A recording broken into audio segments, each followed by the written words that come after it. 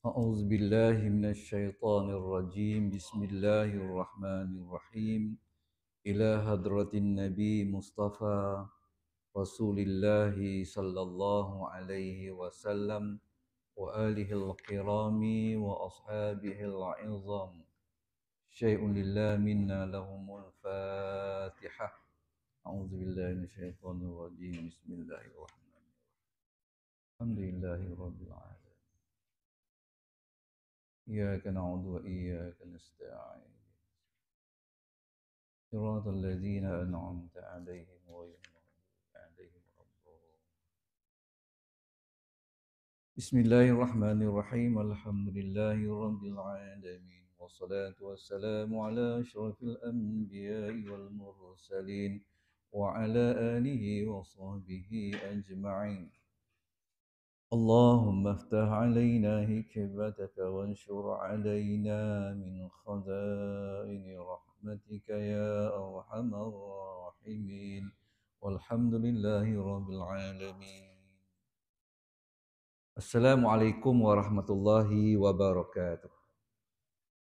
Innal hamdalillah asyhadu an la ilaha illallah wa asyhadu anna Muhammadan abduhu wa rasuluh. Allahumma salli ala Sayyidina Muhammad wa ala alihi wa ashabihi wa man da'a bi da'watihi ila yaumil qiyamah. Rabbi shrah li sadri wa yassir li amri wahlul 'uqdatam min lisani yafqahu qawli. Rabbi yassir wa la tu'assir ya karim bi rahmatika ya arhamar rahimin. Radina billahi rabba wa bil islami dina wa bi Muhammadin sallallahu alaihi wasallam nabiyya wa rasula amma ba'd. Yang saya kasihi tuan pengurusi surau kita, barisan jawatan kuasa, imam, Bilal, jemaah yang hadir bersama, mudah-mudahan kita sentiasa dirahmati dan disayangi Allah, menerima ibadah kita sebagai satu ibadah yang tinggi nilainya di sisi Allah dan melayakkan kita untuk mendapat rahmat Allah Subhanahu wa taala. Kita dah berhujung kitab ini. Pada malam ni kita cuba tengok sambung kembali iaitu pada muka surat 978 di bawah tajuk redha terhadap hukum Allah.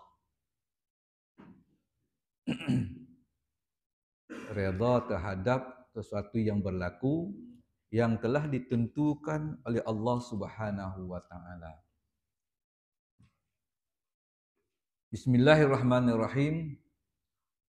Umur kita di dunia ini bagaikan orang haji yang datang pada senja hari di Arafah. Ini satu perumpamaan, ya. Syekh ni kata umur kita ni bagaikan seorang haji, kan, yang datang pada senja, kan, di hari Arafah. Arafah tu bukan kita duduk lama-lama. Wukuf Arafah kan tak lama, ada waktu dia. Lepas tu kita bertolak lah. Mana sekejap sangat.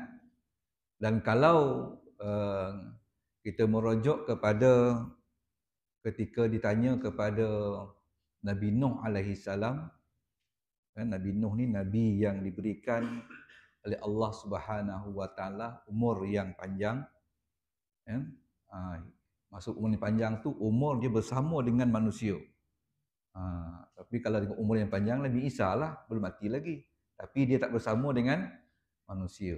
Di umur yang panjang tu umur dia bersama dengan manusia di dalam menyampaikan, melaksanakan dakwah dia. Jadi dia kata, apakah pandangan Tuan apabila Allah berikan engkau umur yang panjang? Dia kata, aku tak terasa apa, melainkan aku ibarat seperti masuk sebuah rumah melalui pintu depan, aku terus berjalan dan aku keluar pintu belakang. Maknanya satu yang sangat pantas, yang sangat sekejap apabila dibandingkan dengan kehidupan yang kekal abadi. Yang ni, Syekh ni kata umur kita di dunia ini bagaikan orang pergi haji yang datang pada senja hari Arafah, kerana ia berasa tidak lama. Memang kita tak lama di situ. Maka ia tidak membuka bawaannya. Tidaklah apa ni nak berkelah nak apa sebagainya, tak ada kan. Sebab segera akan berangkat selepas itu. Dia tahu lepas ni akan ada tempat yang dia tuju, di sini tak lama.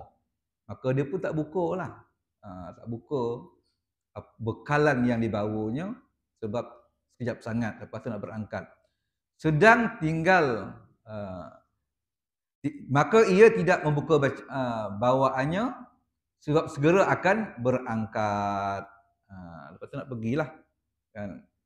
Bagaikan hanya sekadar mabit sahaja di tempat-tempat yang harus bermalam untuk sekadar hanya beristirahat. Tempat tu dia panggil mabit. Mabit ni satu benda yang tak lama. Singgah tu untuk kita bermalam. Mabit ni persinggahan di waktu malam yang sekejap. Kalau nuzul maknanya kalau contohnya kita pergi ke negara Arab, jumpa pelajar-pelajar Malaysia. Jumpa pelajar-pelajar Malaysia yang berada di Mesir ke di Mekah ke kan.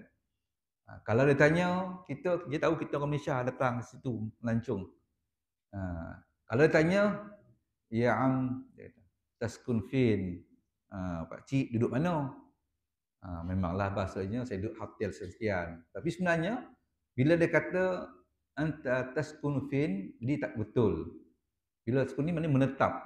Kita macam di Rembau ni dia panggil. Tapi kalau dia datang singgah, duduk di hotel, katalah di situ 4 malam sahaja, hotel, bukan itu tempat yang dia akan duduk lama. Lepas tu dia akan mungkin balik ke tempat kampung halaman dia ataupun pergi tempat lain pula. Dia tak boleh panggil taskunu, dia panggil nuzul fin. Nuzul ni maknanya singgah di mana, menginap di mana, menginap. Menginap di mana. Jadi kalau terdengar cakap tu, oh dia ni pandai bahasa Arab. Tapi kata taskun fin, dia tak pandai, tapi kita faham maksud dia tu. Mana duduk dia di mana. Samalah mabit ini dianya satu persinggahan di waktu malam dipanggil mabit. Sekadar beristirahat sahaja. Contohnya ya di satu tempat di Mashhar, ia bagaikan turun ke Mekah sebagai pertemuan yang terakhir. Setelah itu masing-masing bersurai kembali di tempat masing-masing. Kita datang besok dibangkitkan di hari Yaumul Mahsyar, kemudian kita berlumbuk situ, bukan situ tempat kita. Dia ada satu persinggahan buat sementara untuk kita melalui satu proses. Selepas itu masing-masing akan menuju tempat dia yang ditentukan oleh Allah Subhanahu wa taala. Sama ada dia akan terus ke syurga atau dia akan singgah dulu ke neraka sebelum ke syurga. Di sini sedikit perkongsian kita. Apa yang saya belajar, apabila kita berpahaman i'tiqad Ahlussunnah wal Jamaah, jangan kita terlintas di hati kita, besok timbang, kita berat pahala, sikit dosa kita. Kita pun rasa seronok, tak apalah sekejap je neraka tu. Akhirnya ke syurga juga. Kalau ini yang ada dalam hati kita, silap. Bukan itu yang dipahamkan oleh Rasulullah kepada para sahabat. Apa yang dipahamkan? Kita tak nak langsung walau sesaat. Sebab itu kita mengharapkan rahmat. Walaupun orang itu dosanya menggunung, dia bertaubat. Maka dengan rahmat Allah, Allah lupakan dosanya menggunung itu. Dengan taubat tadilah dianya terus diterima Allah ke dalam syurga tanpa menempuh satu saat pun ke dalam neraka. Sahabat juga berdoa sering dalam sembahyang dia, ya Allah, dia kata, berikanlah kami kesakitan yang pertama, jangan kau berikan kami kesakitan yang kedua. Kesakitan yang pertama, kita diampunkan dosa kita di dunia ini dan Allah akan uji kita dengan kesakitan. Demam mungkin seminggu tak berselera, macam saya dulu, minggu ni. Orang dah haji puasa 6, saya tak pergi lagi. Orang kata, Syekh, orang puasa 6 hari dia kata, entah bagi puasa orang. Saya kata, bukan. Saya ada hutang, saya kata. Tuan-tuan tak ada hutang. Jadi saya dulukan hutang dulu, lepas tu baru saya ambil puasa 6. Tapi boleh juga kita niat dua. Maknanya kita puasa itu, kita niat puasa wajib, qada, kita niat puasa sunat. Boleh. Tetapi mana lebih afdal? Maka kita hendaklah selesaikan hutang dahulu, barulah sunat. Jadi kalau orang 6 hari puasa, entah apa hari puasa, saya ada hutang.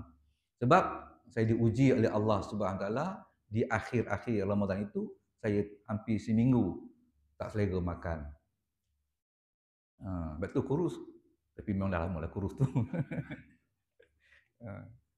Betul kan? Jadi maknanya sakitan tamu.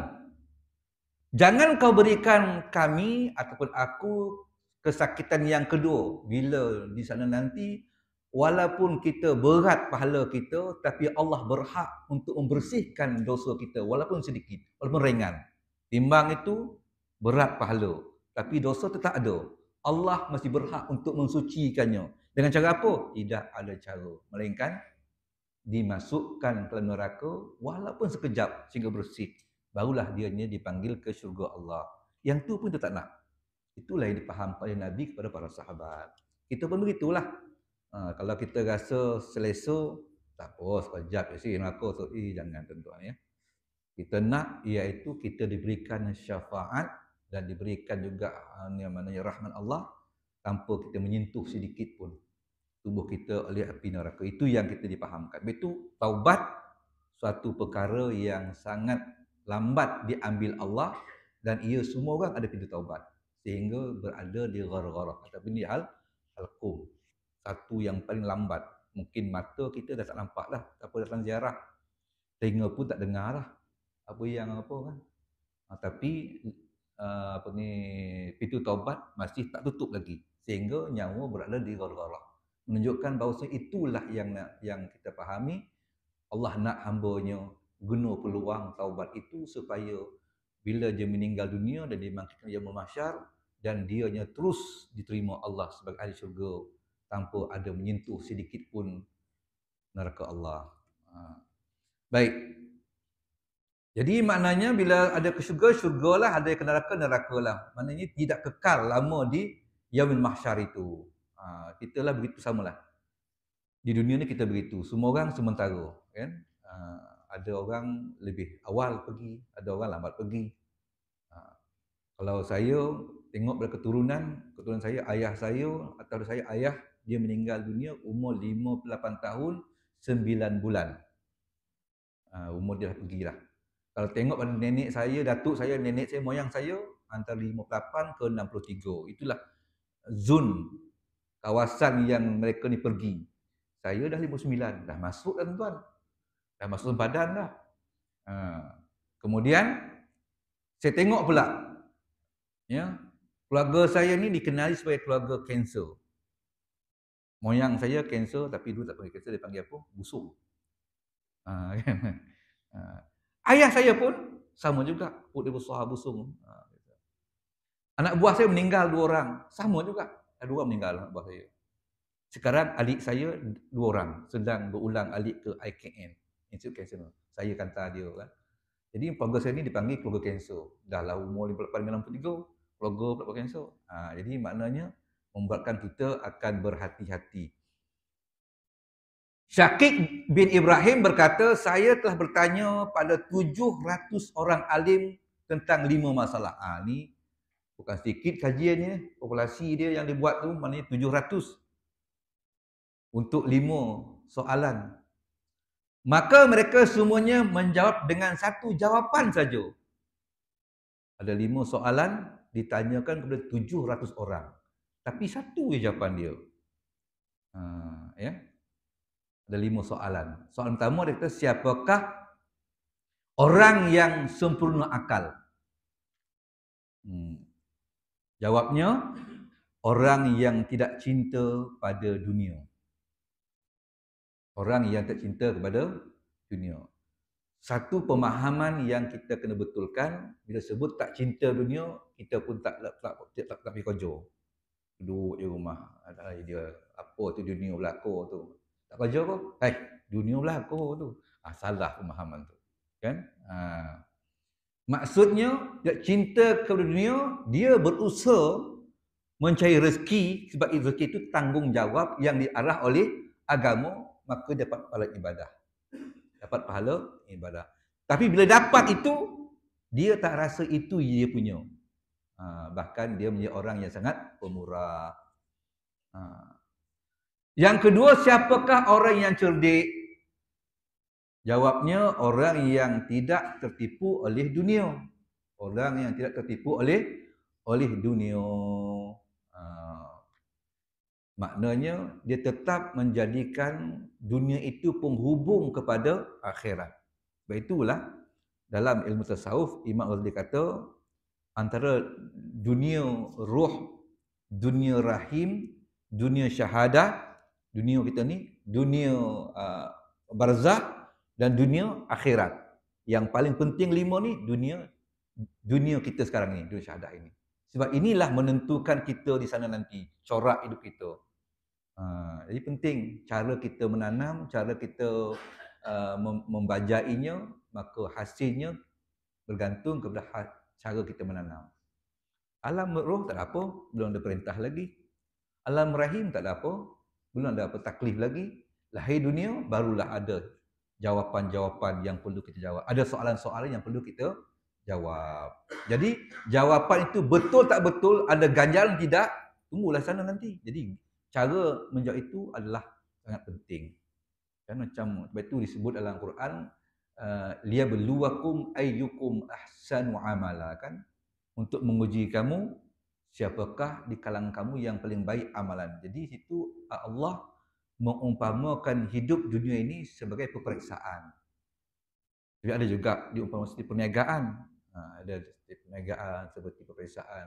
Tapi malam ni nak kongsi dengan malam ni iaitu liyabluwakum ayyukum ahsanu amala, untuk menilai kamu. Bila nilai tu periksalah ayyukum, siapakah yang paling baik. Jadi hidup kita ini seperti peperiksaan. Ada soalan-soalan yang perlu kita jawab, kan? Soalan diri kita, soalan tanggungjawab kita, soalan kita dengan manusia, soalan kita dengan banyak soalan yang kita kena jawab. Baik. Yang ketiga, siapakah orang yang kaya? Ni kan. Jadi ramai di surau ni kaya ni ya. Tengok. Siapakah orang yang kaya? Jawab mereka, orang yang reda menerima bahagiannya dari Allah. Rela menerima apa sahaja yang ditakdirkan oleh Allah. Tetapi dalam bab dia mencari, dia akan bersungguh-sungguh. Apa yang dapat, dia reda. Dia menerima dengan reda. Al-qana'atu malun la yunqis. Ini bukan hadis, tapi dia kata-kata ulama, kata pepatah. Dia kata sifat cukup, berasa cukup dengan apa yang ada itu itulah harta yang tidak akan dia rasa kurang. Tidak rasa kurang ya. Jadi makna al-qanaah itu. Kerja tak boleh lah. Ya, katalah maknanya dia macam saya dulu getah 3,5 ekar. 3,5 ekar tu kalau kita tauri habis dapatlah lebih kurang 4 keping 5 keping. Tapi kalau kita menoreh juga habis 3,5 ekar, dapat 3 keping juga. Bukan 4 keping. Terimalah. Macam mana? Berbeza-beza. Berbeza-beza hasilnya. Tapi sama habis. Kan? Habis toreh 3,5 ekar tapi dapat 3 keping je. Bermakna kita pun reda dengan itu. Ataupun seorang anak kita dia belajar sangat bersungguh-sungguh. Ada target dia. Kan? Tuitionnya, saya dulu ingat saya anak saya di SMKI Syam, Jalian Sains. Kita nak sangat anak masuk perubatan kan, medik. Fizik bagian. Saya jumpa pengetua. Waktu itu pengetua ni siapa, guru perempuan dulu, saya tak ingat dah. Puan Huzaimah, saya jumpa dia. Dia kata, puan boleh tak saya izin setiap hari petang Jumaat saya nak ambil anak. Sebab peksa dah 3 bulan lagi, saya kata. Saya nak ambil anak, nak bawa tuition di Bangi. Lepas tu Ahad hantar. Dia bagi. Jelas ambil lah dia kata. Sebab kita. Tapi bila keputusan keluar, dia punya kelayakan tu tak berapa sangat. Jadi menyebabkan tapisan demi tapisan dia tidak terpilih untuk ditaja ke masa tu medik Mesir. Main tak taja dia. Main tawarkan, dia kata kita tak boleh tawarkan ustaz sebab tak capai target tu. Jadi kita sebagai orang Islam walaupun dah bersungguh-sungguh dah, itu yang ditentukan, terima redha lah. Redha lah kita sebab kita dah berusaha kan. Hasilnya kita dapat tak dapat terpulang. Okey, baik. Siapakah yang keempat? Siapakah orang yang mengerti agama? Jawab mereka, orang yang tidak minta berlebih-lebihan. Dan yang kelima, siapakah orang bakhil? Iaitu orang yang tidak mengeluarkan hak Allah dalam hartanya. Itu bakhil. Maksudnya hak Allah ini yang wajiblah, iaitu zakat. Kan? Kita boleh je macam zakat, ya? Orang tak tahu pun. Macam duit kita di bank, ya? Orang kan tahu pun, kita yang tahunya. Tapi nombor 4 tadi, ya. Siapakah orang yang mengerti agama? Jawab mereka, orang yang tidak minta berlebih-lebihan. Tuan-tuan sekalian, orang yang faham agama, maksudnya dia tidak minta berlebih-lebihan, artinya dia meminta dengan kadar kemampuan yang ada pada dia. Keperluan yang ada pada dia. Katalah maknanya dia hidup dia memerlukan katalah untuk mendapat, saya pun contoh tu susah tapi maknanya berlebih-lebih sini maknanya melampau-lampau. Melampau-lampau. Sehingga maknanya orang yang diminta itu terasa rimas ataupun terasa tertekan dengan cara dia meminta. Contoh mungkin saya kongsikan, kita ada keperluan, kita minta dia pinjam RM1, kan, pinjam RM1, itu keperluan kita. Kemudian kita pun kata bagilah aku RM1, kan, dia kata aku tak ada, 50 bolehlah, tapi 100 tak dapat, aku nak guna duit. Kita pun berlebih-lebihan meminta sehingga orang yang diminta itu terasa tertekan. Ya, terasa tertekan. Sebaliknya kita meminta apa yang dia beri kita terimalah. Contohnya kita pinjam 100, tak ada tuan, saya ada RM5 boleh. Tak apalah, RM5 okeylah. Alhamdulillah. Kita minta pada orang lain pula. Itu satu perkara. Dan minta berlebih-lebihan juga bermaksud di sini iaitu kita meminta sehingga melebihi batas yang digariskan oleh syarak itu sendiri. Contoh mungkin kita boleh ambil iaitu maknanya apa batasan syarak? Batasan syarak contohnya seseorang itu digariskan oleh syarak dia, apa contoh syarak yang saya nak misalkan di sini?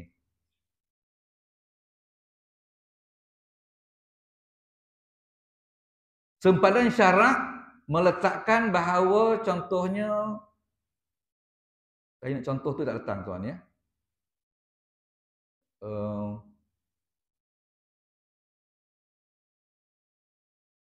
Okey. Sempadan syarak contohnya dia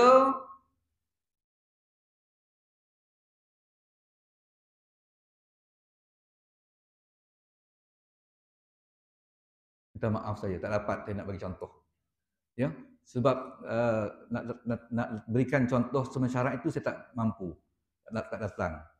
Tapi saya ulang balik, maksud dia yang berlebih itu iaitu orang yang tidak minta berlebih-lebihan, dianya tidak mendesak-desak ketika ia minta. Apa yang orang bagi dia terimalah. Tapi tidak sampai dia mendesak-desak. Itulah. Ya. Ya, silakan.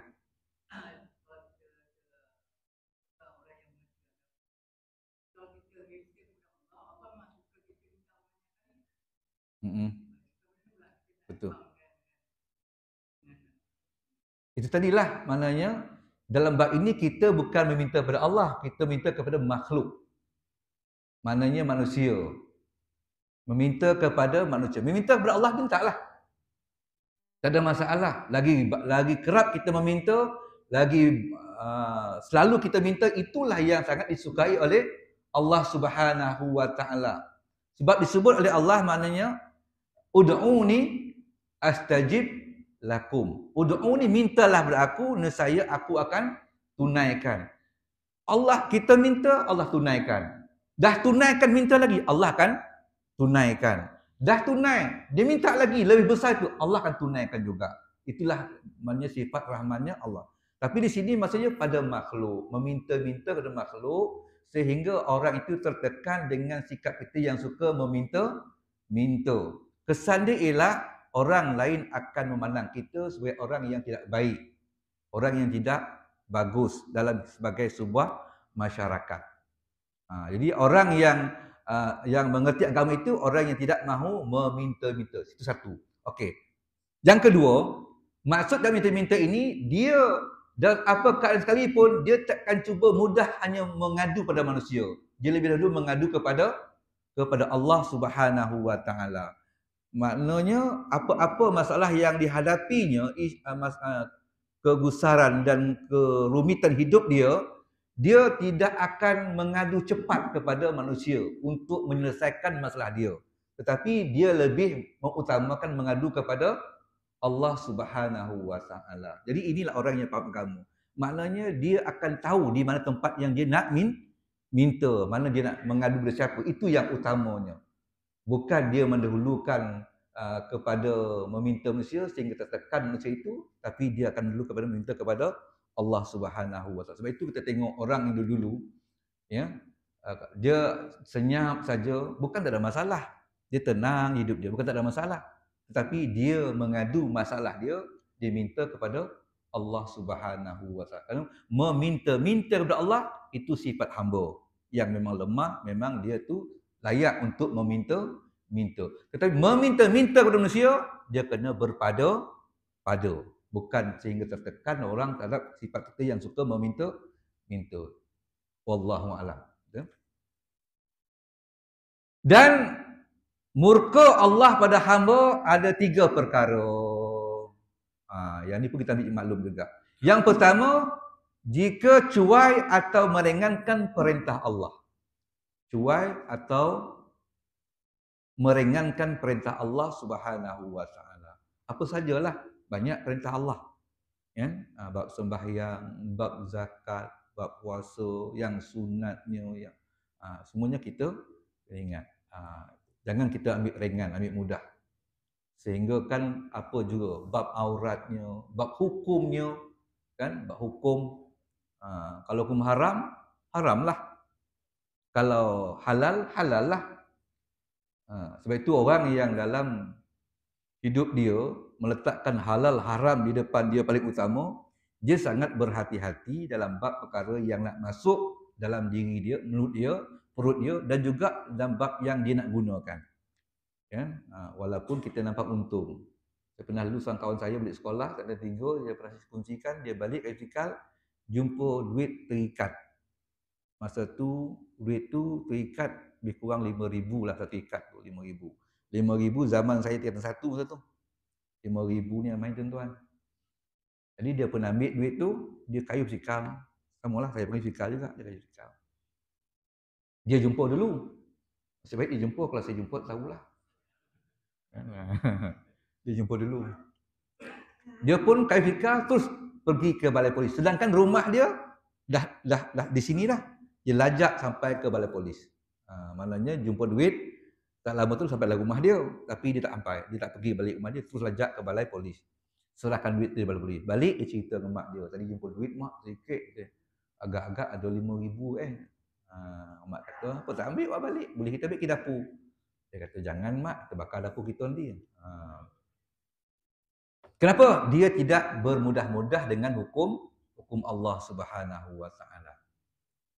Itu juga kita lihat kepada ayah kepada Syekh Abdul Qadir Al-Jailani, kan, cerita dia. Dia sedang berzikir di tepi air sungai yang sedang mengalir, tiba-tiba terasa lapar, lalulah buah terapung-apung kan. Jatuh dia pun makan. Bila makan, dia kata, tentu buah ni datang daripada pokok yang pokok yang berbuah. Dia pun cari-cari, jumpa satu dusun. Tentu dia tak ada tuan dia. Jumpa tuan dia, minta tolong halalkan. Mana tak bermudah-mudah dia. Tidak bermudah-mudah dia. Baik. Yang kedua, tidak redha pada hukum pembahagiannya dari Allah. Allah dah takdirkan begitu, redhalah. Ya. Redha. Macam saya dulu bercita-cita daripada sekolah darjah 1 sampai darjah 6. Cikgu tanya saya, itu jawapan saya. Kau dah besar jadi apa? Apa cita-cita kamu? Saya kata nak jadi postman. Sebab postman ini saya tengok dia ada pakai seragam, dia ada motor dia, saya seronok sangat tengok. Sampailah darjah 6 tak ada cerita lain dan ada postman. Tapi tak dapat. Redhalah dengan jadi postman. Kalau dia tanya kenapa kau jadi postman? Saya kata, "Weh, postman motor. Dia motor dia kan. Lepas tu dia ada poti dia tu, lepas tu baju dia tu. Jadi saya tengok tu, saya biasalah postman datang, saya akan tengok sampai tak nampak. Minat kat postman tu tuan. Tapi akhir tak jadi postman juga. Jadi tak boleh ya, kita tak boleh menyesal. Apa saja yang diberikan Allah terimalah. Rezeki begitu juga. Kan rezeki begitu juga. Yang ketiga, jangan kita ungkit rezeki, dosa kita. Saya ingat sekali satu hari tu saya menangis kerana gulai pucuk ubi, nasi gulai pucuk ubi. Saya menangis. Ayah saya ketuk saya dengan senduk. Dia kata jangan menangis dapat rezeki. Besar dia punya pengajaran tu tuan ya. Besar pengajaran dia. Saya dulu susah tuan.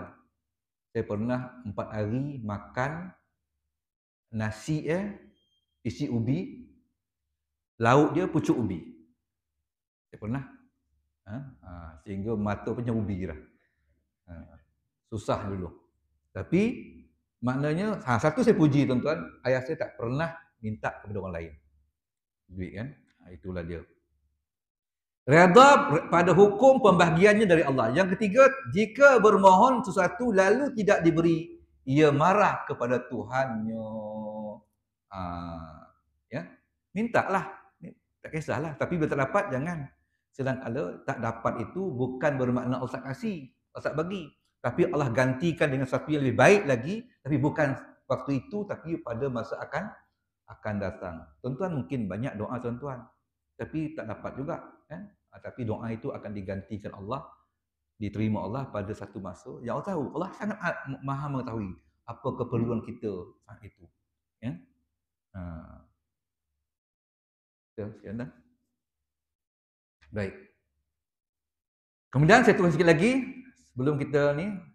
Seorang hakim ketika menafsirkan ayat yang bermaksud pencuri laki atau perempuan, maka potonglah tangan keduanya, as-sariqu was-sariqatu faqta'u aydiyahuma. Ulama fikih menerangkan siapa yang mencuri 10 dirham menentu kadar dia. Kalau 8 dirham tak payah, tak boleh, tak layak potong. 10 layak potong. Terpotonglah tangannya kalau mencuri 10 dirham. Bukan berarti nilai tang itu sama dengan 10 dirham. Tangan yang potong itu bukan sama nilai dia. Lebih mahal lagi sebab itu Allah yang anugerahkan tangan.